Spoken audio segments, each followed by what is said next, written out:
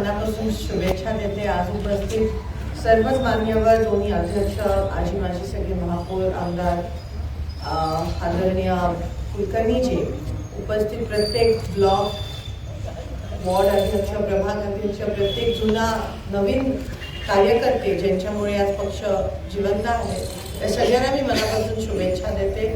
आजचा 15 ऑगस्ट हा आपल्या सगळ्यांसाठी खास आहे. खरं तर एवढ्या वर्षानंतरचा अजून खास आहे, कारण का जे काही घडलं जंतर मंतरला, त्या गोष्टींनी ह्या देशाच्या लोकशाहीमध्ये आपला विश्वास अजून ठाम केला की लोकशाही अजून जिवंत आहे.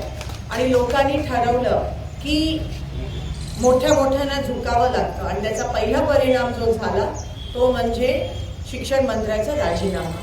हे जेनझी आणि या देशाच्या सगळ्या विद्यार्थी आणि युवकांचं मी मनापासून खरं तर अभिनंदन करते. त्यांनी दाखवून दिलं की ह्या देशाच्या लोकशाहीमध्ये किती ताकद आहे.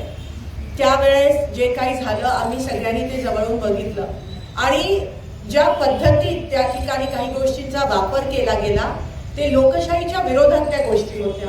मग पेलेट गन असू देत, टिअर गॅस असू देत, लाठी चार्ज असू देत, किंवा लाठी काठ्यांवर खिळे मारलेले, अशा प्रकारच्या गोष्टींचा वापर केला. हे कधी होतं? हे तेव्हा होतं जेव्हा देशात आणीबाणी असते, तेव्हा या गोष्टींचा वापर केला जातो. तुम्ही बघत होता हा जो प्रोटेस्ट होता जेनझीचा, तो एक वेगळा प्रोटेस्ट होता. कोणालाच कळलं नाही, खास करून ह्या निगरगट्टा सरकारला कळलं नाही की हा प्रोटेस्ट हँडल कसा करायचा, हा प्रोटेस्ट हाताळायचा कसा. कारण का वॉटर कॅनन टाकले की युवक त्याच्यात नाचायची, बॅरिकेडिंग टाकलं की युवक त्याच्यातून स्केटबोर्ड करायची, पोलीस अंगावर यायला लागले की ते राष्ट्रगीत गायची, म्हणजे पोलीस जिथे आहेत तिथे थांबत होते. अतिशय पीसफुल प्रोटेस्ट, म्हणजे काही हिंसा न करता असा तो जंतर मंतरला प्रोटेस्ट होता, आंदोलन होता. तरीही या देशाच्या गृहमंत्र्याला काय सुचलं आणि कोणी ते आदेश दिले की या युवकांवर, जे निरागस मुलं आहेत, जी शांततेने त्या ठिकाणी आंदोलन करत आहेत, त्यांच्यावर पेलेट गन टाकले, त्यांच्यावर लाठीचार्ज केला आणि त्यांच्यावर टिअर गॅस. म्हणून त्या गोष्टीचा आज आपण निषेध करूया, कारण काही तानाशाहीची लक्षणं आहेत. पण त्याच जेनझीनी दाखवून दिलं की लोकशाही जिवंत आहे, आणि सगळे एकत्रित आले म्हणून त्यांना मोठ्या मोठ्यांना पण झुकावं लागलं. एवढंच नाही तर दोघंही, पंतप्रधान आणि या देशाचे गृहमंत्री, ज्यांनी त्यांचं उत्तरदायित्व आहे, त्यांची जबाबदारी की तुम्ही पार्लमेंट, ह्या देशाच्या लोकशाहीचा सर्वात अव्वल स्तंभ, पार्लमेंटमध्ये कमीत कमी 18 दिवस झाले, एक दिवस तरी या, पण गप्प बसण्यासाठी तरी या. पण त्यांच्यामध्ये ती हिंमतच राहिली नाही शेवटपर्यंत यायची. काल शेवटचा दिवस होता म्हणून ते मुंह दिखाई करायला आले. ह्या गोष्टीचा उल्लेख मी आज का करते?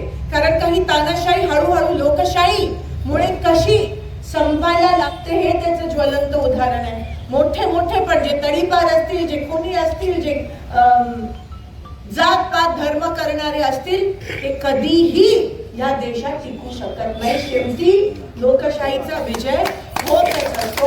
आज 15 ऑगस्ट निमित्त जेवढे आपल्या स्वातंत्र्य लढाईमध्ये असतील, आपल्या सगळे जे आपण भारत जे युद्ध लढले, त्या लढाईमध्ये जे जवान शहीद झाले, त्या सगळ्यांना मी श्रद्धांजली अर्पित करते. ही दुसरी लढाई होती आणि अजूनही चालू असेल. हा संघर्षाचा काळ आहे, तो आपल्याला संघर्ष करावा लागेल. आपले नेते आदरणीय राहुल गांधीजी, त्यांनी दिल्लीत आम्ही सगळ्यांनी प्राईम मिनिस्टरच्या घराच्या बाहेर जो प्रोटेस्ट केला, आणि त्याच्यानंतरही आम्ही पार्लमेंटमध्ये करत राहिलो. मला असं वाटतं ते प्रत्येक गल्ली गल्लीत, प्रत्येक गोळ्यात पण होणं गरजेचं आहे. छात्रों की गूंजच्या माध्यमातून विद्यार्थ्यांना एकंदरीत आपण त्यांचे जे अधिकार आहे त्याचा अनुभव करून दिला. आणि पेपर लीकच्या पार्श्वभूमीवर, कारण का एज्युकेशन, शिक्षण पण ह्या लोकांनी सोडलं नाही. शिक्षण क्षेत्रात पण ह्यांचे विचार, जी कट्टरता आहे ती घुसवली, ज्यामुळे या देशाच्या भवितव्यावर परिणाम होणार आहे. आणि वेळेत आपण त्याच्यावर ह्या ठिकाणी जेनझी जे आहे ते थांबवू शकलो.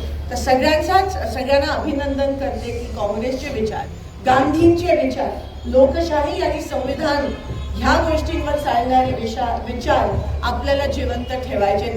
तोच संकल्प आज आपण या ठिकाणी घेऊयात आणि पुन्हा एकदा सगळ्यांना लोकशाही जिंकल्याबद्दल मनापासून अभिनंदन करते आणि इथेच थांबते. धन्यवाद. जय हिंद.